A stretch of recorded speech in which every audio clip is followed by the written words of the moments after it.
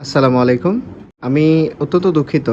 আমি YouTube লাইভে ক্লাসটি বোঝাতে চেয়েছি। কিন্তু নেটওয়ার্ক সমস্যা থাকার কারণে লাইভে হয়তো ক্লাসটি ভালো করে বোঝা যায়নি।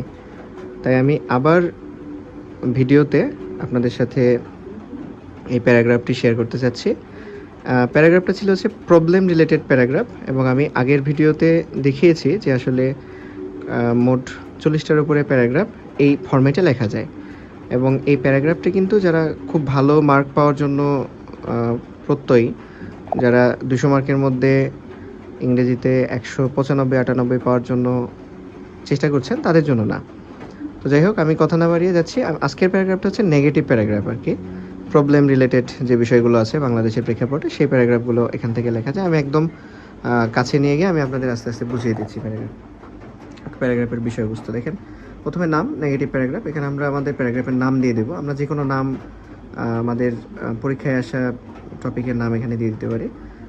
দেখা যাচ্ছে এটা আমাদের সবথেকে বেশি যেটা আছে সেটা হচ্ছে environment pollution, water pollution, sound pollution, traffic jam, তাছাড়া আছে হচ্ছে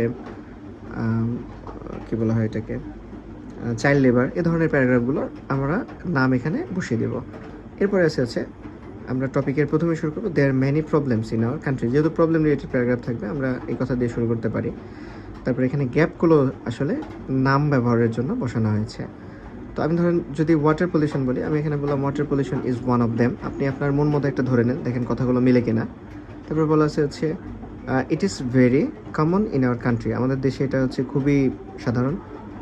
we suffer lot from it. আমরা এটাতে প্রচুর কষ্ট পাই, কষ্ট ভোগ করি। তারপরে বলছে ইট এন্ডেঞ্জার্স মানে হচ্ছে বিপদে ফেলা our people in many ways. এটা বিভিন্নভাবে আমাদের মানুষজনদেরকে বিপদে ফেলে দেয়।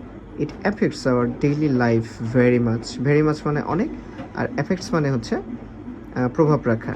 এটা আমাদের প্রতিদিনের জীবনে অনেক প্রভাব রাখে। এরপরে it also affects hour social, economical and even national life.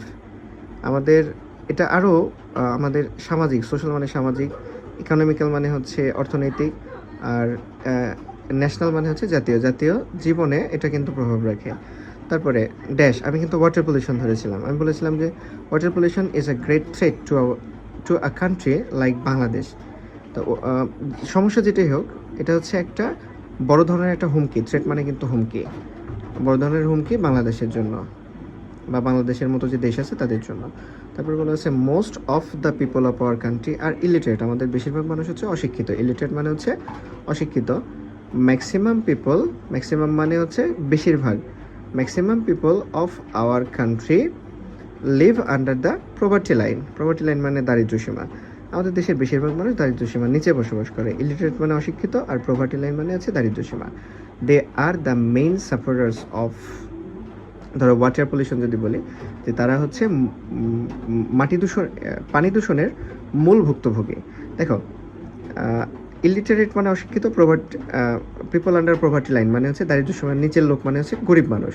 তো সমস্যা তৈরি করে হচ্ছে ইলিটারেট পিপল, আর সমস্যা কিন্তু ফেস করে হচ্ছে প্রভার্টি লাইনের নিচে বসবাসকারী মানে গরিব মানুষগুলো। তো এটাই বলা হয়েছে they are the main sufferers of ড্যাশে আমরা আমাদের প্যারাগ্রাফের নাম বসালাম। এরপরে it throws them in danger. এটা তাদেরকে বিপদের মধ্যে ফেলে দেয়। থ্রোজ মানে ফেলে দেওয়া, ডেঞ্জার মানে বিপদ। There are many reasons behind it. এটার পিছনে অনেক কারণ রয়েছে। রিজনস মানে কারণ। Man made and natural reasons are very common among them. এগুলোর মধ্যে মানুষের তৈরি এবং প্রাকৃতিক কারণগুলো অন্যতম। Most of the people are unaware about dash. Unaware মানে অসচেতন। বেশিরভাগ মানুষ হচ্ছে এটা সম্পর্কে অসচেতন। They do not know the result of dash. তারা এটার ফলাফল সম্পর্কে জানে না। এরপরে বলা হচ্ছে dash is a very common affair in our country. আমাদের দেশে খুব সাধারণ একটা খবর হচ্ছে, অ্যাফেয়ার মানে খবর হচ্ছে ড্যাশ। ধরেন ওয়াটার পলিউশন যদি বলি, আমাদের দেশে ওয়াটার পলিউশন হচ্ছে খুব সাধারণ একটা খবর। When we open TV, radio or news paper, যখন আমরা টেলিভিশন, রেডিও বা নিউজ পেপার খুলি, we easily find the news about dash. আমরা খুব সহজেই এটা সম্পর্কে news pi. Even a child nose about it. একটা শিশু কিন্তু এটা সম্পর্কে জানে। উই কিনলি need to be free from the dangerous effect of dash. কিনলি মানে হচ্ছে একদম মন থেকে, আমরা মন থেকে এই ইফেক্ট মানে হচ্ছে প্রভাব, আমরা মন থেকে এই যে প্রবলেমটা আমরা বলছি, আমি ওয়াটার পলিউশন বলেছি, ওয়াটার পলিউশন থেকে মুক্ত হতে চাই। এরপরে দো মানে যদিও the government has taken some steps, সরকার কিছু পদক্ষেপ নিয়েছে, we all should come forward to get rid of it, আমরা সবাই এটা থেকে মুক্ত হওয়ার জন্য কী করব, যে কাম ফরওয়ার্ড মানে হচ্ছে এগিয়ে আসা, আমরা সবাই এটি থেকে মুক্ত হওয়ার জন্য এগিয়ে আসবো। তো এই ছিল হচ্ছে আমাদের আজকের টপিক। যদিও লাইভ করা আছে, কিন্তু লাইভে নাকি বুঝতে একটু সমস্যা হয়েছে নেটওয়ার্ক প্রবলেমের কারণে, তাই আমি এই টপিকটা আবার তুলে ধরলাম। আশা করি আপনাদের উপকার হবে, বিশেষ করে যারা দীর্ঘদিন পড়াশোনার গ্যাপে আছেন তাদের জন্য খুবই হেল্পফুল একটা প্যারাগ্রাফ এটা হবে ইনশাল্লাহ। তো সবাই ভালো থাকবেন, সুস্থ থাকবেন, আমার জন্য দোয়া করবেন। আল্লাহ হাফিজ।